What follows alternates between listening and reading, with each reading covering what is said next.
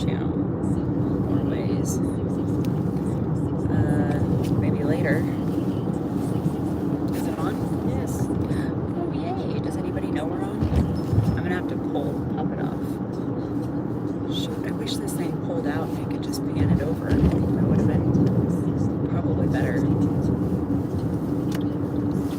That's alright, I'll make it work. Huh. Oh, alright. Well, maybe next time, YouTube. Still here. Nope. Oh, someone's here. Say, knock, knock. There's one. Don't text and drive. Yeah, this is so much worse. Look who came home. Look who got discharged today. To the one person that's here. Hey, you gotta start somewhere. You gotta start somewhere. You guys, I don't know who we're... Oh, Emily's here. Hi, Shmemmy. I know, we never go live over here because it just got added. We just got little Honey from the vet. She got discharged today. Isn't that exciting? Can you believe it? She pulled it through. Let me get around this bend and I'll do another shot of her. Should have got boots to go into Tisha's house. She has some. She has to bring some out to us. Well, it's fine. So what? I'm just saying, so like we're booted in her house and then we go into the Parvo ward. When we come out, we put new boots on and go back to the car just in case anything's in her I house. sent money for Honey with the white. Thank you so much for doing that. Thank you. And the little, our other one. So Peanut got, Mom! You guys, my mom's here. Peanut got discharged, was it yesterday? I can't remember. I think it was yesterday. She was well enough to, and she was not as bad as Honey was. Honey, let me show you real quick. Here. Better not be honking at me. Little Honey over here was well enough to go home today, and although she's still pretty shitty. She's on an kind of an upward trend. So we're keeping our fingers crossed that it continues to go that way. We have the take-home medication to do. We're still gowned up because Parvo is very contagious. She's gonna go into a quarantine room up here at our partner's house, just down the street from the ranch. And we'll just continue care at home. And the other part was with, like, Sarah and I used to deal with a ton of Parvo when we lived in Phoenix. And truly one of the parts of the healing process was, for me at least, was having the person there to help them. Just for that, because it's very painful. It gets to a point where it's painful, it's depressing. They're really scared, and so to have that comfort of a human really helps. So the ones that we had, I would always sleep in the bathroom. We'd quarantine in the bathroom, and and it was usually a pretty grim process, but the ones that we've had didn't get septic, and she did not either, but I thought she was going to. I was really, really nervous that when we first saw her at the vet clinic that she was gonna go, and that's pretty tough. Like, you can still beat it, but man, it is a tough ride. So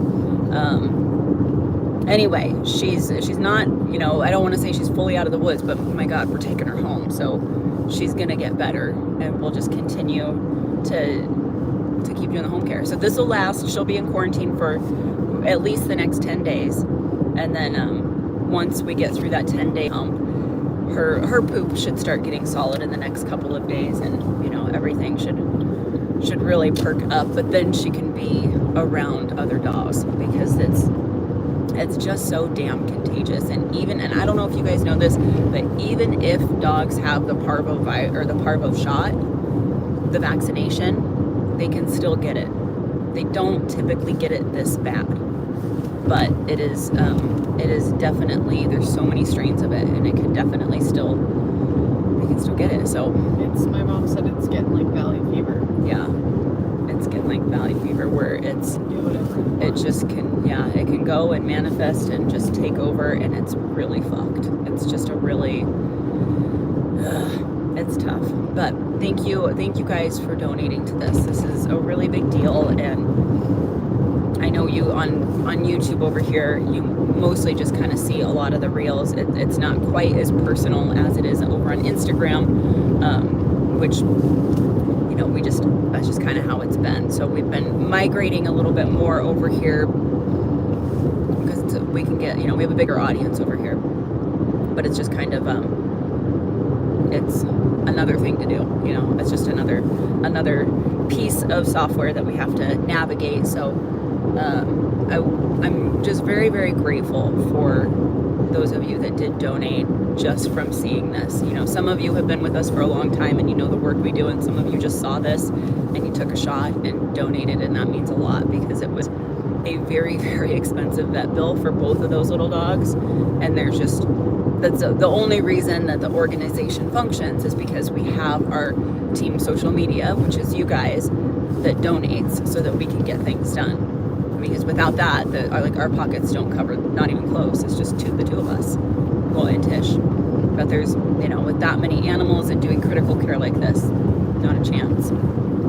So you guys are the ones that pulled it off. When did you move to we moved to the ranch, June last summer. Can you believe that? I know, isn't that crazy? We got a ranch. We got ranch property.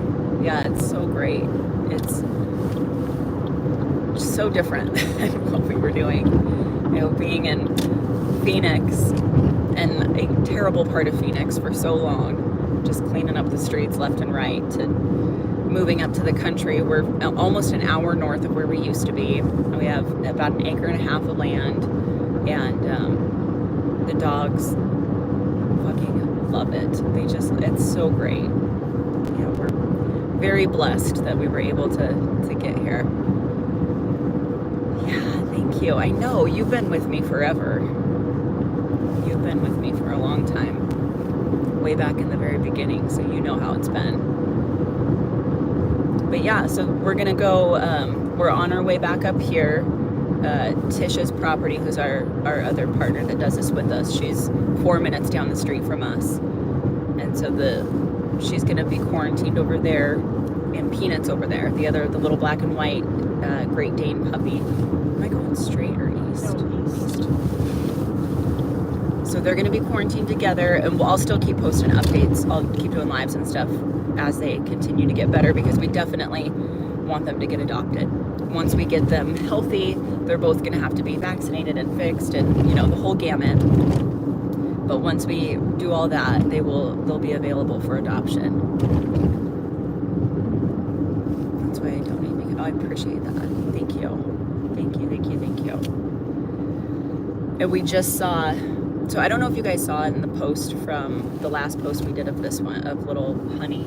Her gait, like her back legs, were just so flaccid. It looked like they were dragging. And, you know, if you follow any of our stuff, you know, we have a couple dogs that have spinal injuries, and so we do rehab up at the ranch, and do just ourselves. You know, we'll take them in to rehab and get exercises and come home and do it for these guys that have those injuries. So I'm really sensitive to seeing that kind of stuff, and oh shit, did we just commit to another dog that's gonna have her legs are gonna go out, because it looked like they just did not look great. But we had the doctor do x-rays before she got discharged, and I mean, the good news is everything is, she called it abnormally normal. Then she was showing us now, and I'll post this so you guys can see it, but the poor French bulldogs, like, this is a backyard breeder dog, is so poorly bred. You know, it's not people, and I'm not advocating for breeding, but breeders that are truly breeding for the betterment of the breed. For the betterment of the breed, and for exactly that. They're female male dogs. They have all the standards that they have to go through. Their hips have to be checked, their knees, their joints, all of their history. It's such a big deal, and it's so detailed. It's pretty amazing that the standards that they have, because they want those genetics in that next animal coming out great, with great health and a great future, because they're selling them to people that want that dog for some kind of job. They're usually like a working breed dog. And when you get people that do backyard breeder dogs like this one, they do it for a look. They don't give a fuck about any of them. They don't care about behavior or temperament. Insides. Nothing about what? The insides. Nothing about like what they're predisposed to. Money. It's literally just a look. So you see Honey, and she's fucking darling. Like, she's the cutest little potato you've ever seen. And I mean, truly a very good looking face of a French bulldog. They kind of are hit and miss. But if you see her spine and her x-rays, which I will post, she's got scoliosis in her spine. She's not even 6 months old. She's a baby. Her spine is jacked. A normal dog spine, that just kind of does that, whatever, straight curve. Hers has like a giant dip in it. Her little vertebrae are all compressed. There's barely, the doctor pulled it up, and she's like, because that's what we were afraid of. Like, if there's something going on in that spine, or the disc is already popped, her legs are going out. We have another dog that happened to. Unfortunately, we got to her too late and couldn't do surgery. So we're trying to do the rehab, just to get some spinal walking. But that's what I was afraid of with this. Like, if that's going to happen, we need to know now so we can get her in for surgery to prevent any of that. If that truly is what was going on, like that degeneration, they call it IVDD, that French bulldogs are usually get. But that's what it is. It's, what does that stand for? IVDD. Intravertebral degenerative disease. And it's because they're so poorly bred that nobody gives a fuck about their actual makeup, like what their physical body looks like. So they'll take a good-looking dog, pair it with another, maybe good-looking dog. Maybe they both can't breathe.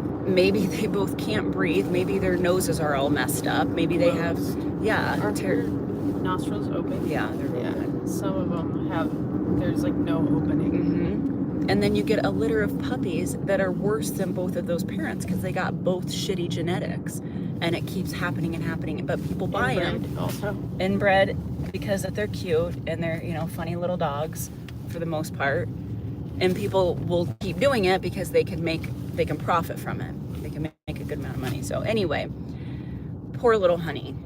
She's got this one area in her spine where it's almost like there's supposed to be about that much space, for a disc. And it's like, there's almost nothing. And I had asked the doctor, I was like, well, can we do surgery on that? Like, is that something that we can work with right now? And she said, no, you don't do preventative for that. You have to wait until shit hits the fan. I'm going to send it to our neuro so that he can get eyeballs on it, because we have a neurologist that we work with, because we've dealt with, so many, unfortunately, just funky spine situations, whether it was, like Kevin that had that tumor that we thought was going to be disc related, to little Jerry got shot in the spine. He's got a bullet lodged in his spine. The little Brittany that we have now, that we just picked up right before these guys, she had probably the IVDD, had a disc that was blown and would have been a candidate for surgery had we got it right when it happened. But we took her in as a owner surrender, or dropped off as a stray at the hospital. So anyway, so we'll see I'll send her x-rays over to our neurologist and see what he has to say about it. If there's anything, maybe there is, maybe not, probably not, but maybe there is something we can do. And if there is, we'll certainly rally for her, because man, and the dogs that lose their hind, their back hind, and they call it going down in hind. they're so happy. I mean, they don't care. Ultimately, they don't ever like pity themselves, or at least, I've never seen a dog like that was with good care, that was depressed. Like they just, maybe if they were in a really terrible situation or somebody that wasn't taking care of them, it would be terrible, they'd be depressed. But they truly have great lives. But some of them, you usually have to help express their bladder. And it's not a big deal. Like it is we've just done it so many times, and to teach somebody how to do it's effortless. To do it yourself is effortless. Just keep them on a schedule. It's really no big deal at all. But when you're trying to adopt dogs out, the common adopter is not actively looking for that, and they're usually going to be a little scared of it because it's intimidating, and you're afraid you're going to do something wrong, or that you're not going to do it in time, or what if I have to work all day, and you think about all those kinds of things. So they are not the easiest dogs to adopt out, and that's the only reason that I push to do everything we can, because our job is to take the most difficult, and we keep them and do everything we can until they're not difficult anymore. And then when they're not difficult, we push them out to get adopted. We don't keep, easy dogs stay with us just because they don't have interest. We haven't found adopters for them. But situations like this, those are, if I can not put that workload on somebody else, and we can give the animal a super rad quality of life and do everything we can to get through this, then that's what we do. That's kind of our silent oath, or out loud oath, or I don't know what you call it. It's just how we operate. Scout's honor. It's our Girl Scout honor. Oh. That's just the way we do it. That's the way the Snooky tumbles. That's what they say. Dog man prophecies, but hey, thank you. That's nice. I forget you can do that kind of stuff over here. Thank you for that. We appreciate you. Keep going. Thank you very much. That means a lot. Yeah. So, like last summer, we had a little dog that I picked up off the side of the road, and he was a stray. And I was doing a live, and I was talking to Sarah, my business partner, is sitting right here. She was on the live, and I was telling her I was on my way home, but I was also talking to the audience, and I was like, yeah, you guys, it's so great. I have not seen a stray dog, and which is very uncommon down in Phoenix, where we used to live, because they were just a dime a dozen. And if I see it, I'm gonna stop to see what I can do.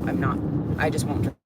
It's miserable down in Phoenix for animals that aren't taken care of, which puts us, spreads us so thin, and just it's not a great way to live for your sanity or just well-being, which is why we moved. We really pushed for that. But anyway, so this little dog, I see him, and it was a little scruffy dog. I was like, oh, he's a little senior. We'll get him cleaned up. I'm sure we'll find an adopter. And we get him home, and his back end was all bubbled out.